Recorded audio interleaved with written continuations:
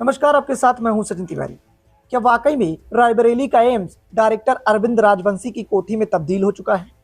क्या वाकई में रायबरेली एम्स में अब वही होगा जो डायरेक्टर अरविंद राजवंशी चाहेंगे? यदि ऐसा ही है तो फिर योगी जी ये तामझाम क्यों, ये भाषणबाजी क्यों, ये बयानबाजी क्यों कि रायबरेली एम्स में गरीबों का बेहतर इलाज होता है, गरीबों को बेहतर सेवाएं मिल रही हैं? जी हाँ, ये आप ही का बयान है। इस बयान से हमारा कोई ताल्लुकात नहीं है। यदि आप भी उत्तर प्रदेश के रायबरेली जनपद के निवासी हैं या रायबरेली जनपद के आसपास रहते हैं तो आपने भी कभी न कभी रायबरेली एम्स में शिरकत की होगी।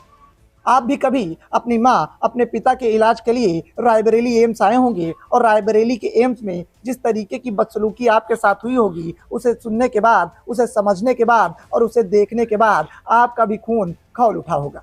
और आपको भी लगा होगा कि जिस तरीके की बयानबाजी सूबे के मुखिया मुख्यमंत्री योगी आदित्यनाथ करते हैं, रायबरेली एम्स की हकीकत उससे एकदम इतर है। यदि रायबरेली के एम्स में जब भी कोई गरीब इलाज कराने आता है तो उसे लाइन लगाकर अंदर जाना पड़ता है और लाइन से ही वापस आना पड़ता है।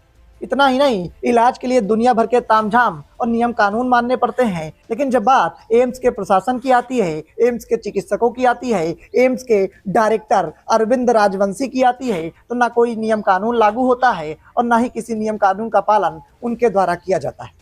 ऐसे में सवाल उठता है कि आखिर इतना भेदभाव क्यों? क्या गरीबों के शोषण के लिए ही एम्स की रचना की गई है? जी हाँ, ये रायबरेली का वही एम्स है जहां से सांसद राहुल गांधी हैं और राहुल गांधी ने धमाकेदार जीत दर्ज की है। इसी रायबरेली एम्स को लेकर बीजेपी और कांग्रेस के बीच में हमेशा खींचतान हुई, बड़ी बड़ी बयानबाजियां हुई, लेकिन आज रायबरेली का एम्स मरीजों के इलाज की जगह अरविंद राजवंशी की कोठी बन गया। इस संस्थान में वही होता है जो अरविंद राजवंशी चाहते हैं। अरविंद राजवंशी चाहेंगे तो किसी को भी चिकित्सक पद पर बिठा देंगे। अरविंद राजवंशी चाहेंगे तो सरकार के पैसों का इस्तेमाल स्वयं के लिए करेंगे। अरविंद राजवंशी जो कहते हैं वही होता है। ठीक वैसे ही जैसे औरंगजेब के शासनकाल के दौरान, यानी कि 1650 में हुआ करता था, जो औरंगजेब चाहता था वही होता था। ठीक ऐसा ही शासनकाल अरविंद राजवंशी का है। अरविंद राजवंशी जो भी चाहते हैं रायबरेली एम्स में वही होता है। अरविंद राजवंशी जिसे चाहते हैं उसे कुर्सी पर बिठाते हैं, जिसे चाहते हैं पहचानते हैं, जिसे चाहते हैं नहीं पहचानते हैं।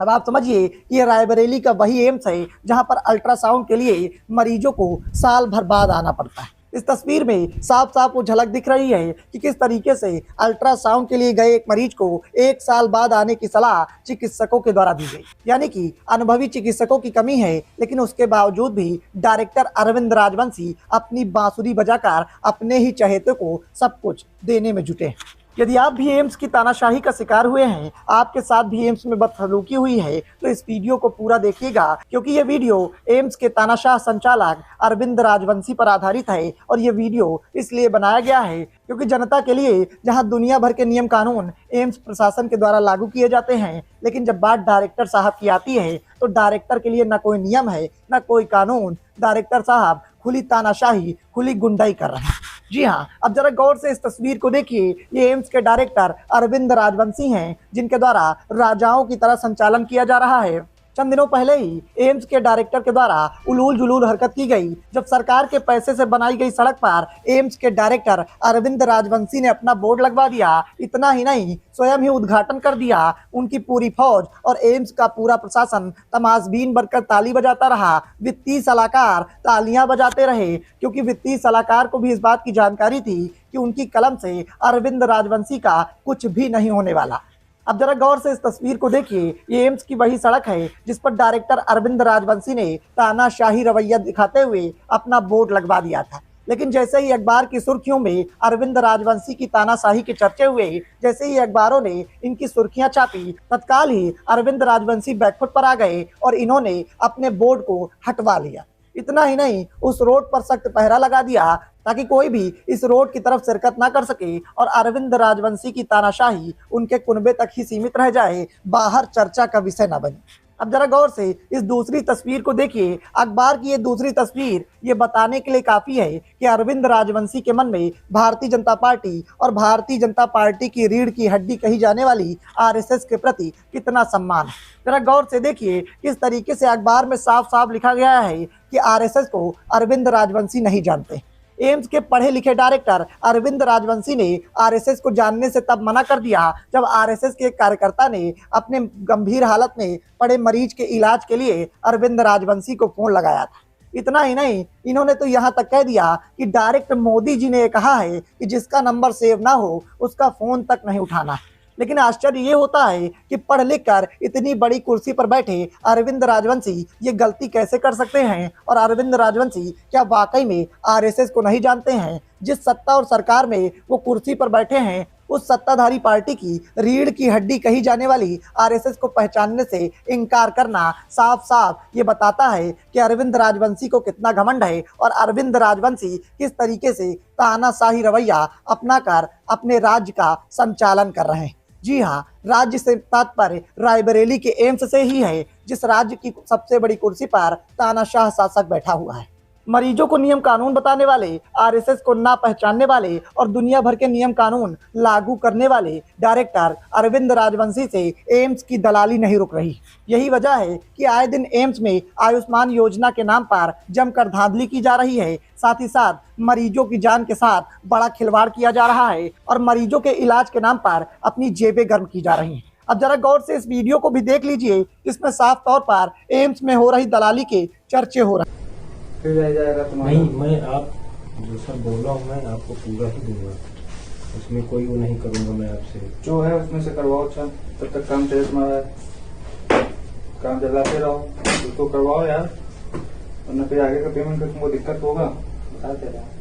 तो देखा आपने किस तरीके से एम्स में दलाली चरम सीमा पर है। चिकित्सकों के द्वारा दलाली की जा रही है। चिकित्सक लगातार पैसे कमाने के लिए किसी भी हद तक गिरने को तैयार है, लेकिन तानाशाह शासक राजवंशी को यह दिखाई नहीं दे रहा है। उन्हें तो सिर्फ और सिर्फ अपनी वाहवाही से मतलब है। एम्स की पूरी फौज लगातार उनकी वाहवाही में जुटी है, जिसके चलते वो एम्स की फौज पर लगाम नहीं लगा रहे हैं। जब एम्स के डायरेक्टर अरविंद राजवंशी ने सरकार के पैसे से बनी सड़क पर अपना नाम लिखवाया और उसका उद्घाटन किया, तो चर्चाएं चलने लगी कि क्या रायबरेली की सरजमी से ही एम्स के तानाशाह शासक अरविंद राजवंशी चुनाव लड़ने की तैयारी कर रहे हैं? क्या ऐसा है?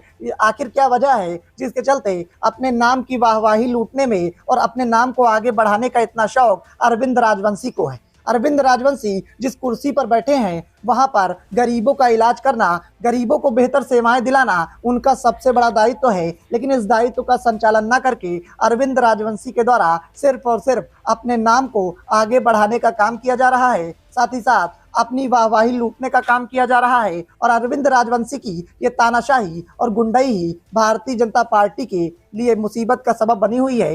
लेकिन इस मामले को लेकर न विपक्ष के द्वारा इस मुद्दे पर सड़क घेरने का काम किया जा रहा है और न ही सत्ता पक्ष इस मामले पर कुछ भी बोलने को तैयार है।